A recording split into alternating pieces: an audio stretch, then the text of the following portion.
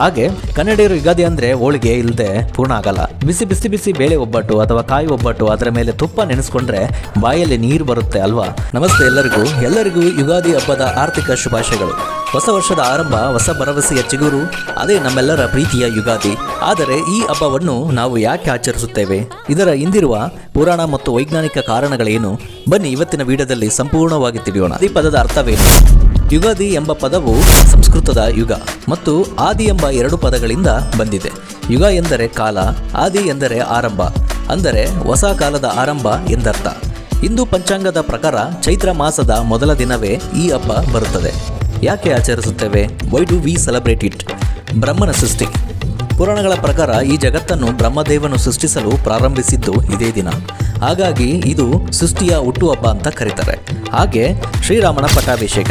ವನವಾಸ ಮುಗಿಸಿ ಬಂದ ಶ್ರೀರಾಮನಿಗೆ ಅಯೋಧ್ಯೆಯಲ್ಲಿ ಪಟ್ಟಾಭಿಷೇಕ ನಡೆದಿದ್ದು ಇದೇ ಶುಭ ದಿನದಂದು ಅಂತ ಹೇಳ್ತಾರೆ. ವೈಜ್ಞಾನಿಕ ಮತ್ತು ನೈಸರ್ಗಿಕದ ಮಹತ್ವ ನೋಡೋದಾದ್ರೆ, ಬೇವು ಬೆಲ್ಲ ಇದು ಕೇವಲ ಪ್ರಸಾದವಲ್ಲ, ಜೀವನದ ದೊಡ್ಡ ಪಾಠ.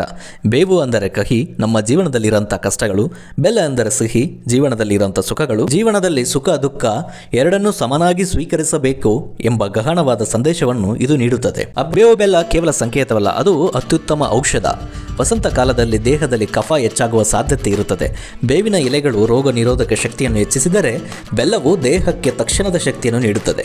ಇದು ಚಳಿಗಾಲದಿಂದ ಬೇಸಿಗೆಗೆ ದೇಹವನ್ನು ತಯಾರು ಮಾಡುವ ಒಂದು ವಿಧಾನ. ಇನ್ನು ಎಲ್ಲ ರಾಜ್ಯದಲ್ಲೂ ಯಾವ ಥರ ಆಚರಣೆ ಮಾಡ್ತಾರೆ?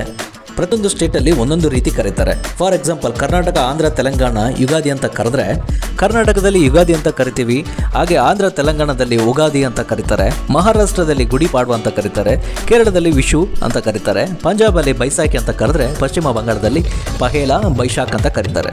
ಒಟ್ಟಿನಲ್ಲಿ ಹೆಸರು ಬೇರೆ, ಹಬ್ಬ ಆಚರಿಸೋದು ಮಾತ್ರ ಒಂದೇ, ಬಟ್ ಆದರೆ ಅವರವರ ಸಾಂಪ್ರದಾಯಿಕ ಪ್ರಕಾರ ಆಚರಿಸ್ತಾರೆ. ಒಟ್ಟಿನಲ್ಲಿ ಯುಗಾದಿ ಹಬ್ಬ ಏನಂತ ಹೇಳಿದ್ರೆ, ಮನೆಯಲ್ಲಿ ವಿಶೇಷ ತರದ ಜೊತೆಗೆ ಎಲ್ಲರ ಮುಖದಲ್ಲೂ ಸಂತೋಷ ತರುತ್ತೆ. ನಮ್ಮ ಯುಗಾದಿ ಹಬ್ಬ ನಮಗೆ ನೆನಪಿಸೋದು ಒಂದೇ, ಹಬ್ಬದ ವಾತಾವರಣ.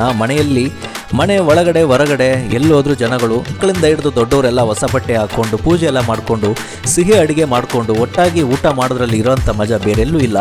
ಅಂಥ ಕಾಲದಲ್ಲಿ ಚೈತ್ರ ಮಾಸದಲ್ಲಿ ಬರುವಂಥ ಈ ಯುಗಾದಿ ಹಬ್ಬ ನಿಮ್ಮ ಬಾಳಲು ಕೂಡ ಸುಖ, ಸಂತೋಷ, ನೆಮ್ಮದಿ, ಐಶ್ವರ್ಯ, ಸಂಪತ್ತು ಕರುಣಿಸಲಿ ಅಂತ ಹಾರೈಸುತ್ತಾ ಈ ವಿಡಿಯೋನ ಇಲ್ಲಿಗೆ ಕಂಪ್ಲೀಟ್ ಮಾಡ್ತಾ ಇದ್ದೀನಿ. ಮುಂದಿನ ವಿಡಿಯೋದಲ್ಲಿ ಮತ್ತೆ ಸಿಗ್ತೀನಿ. See you on next video.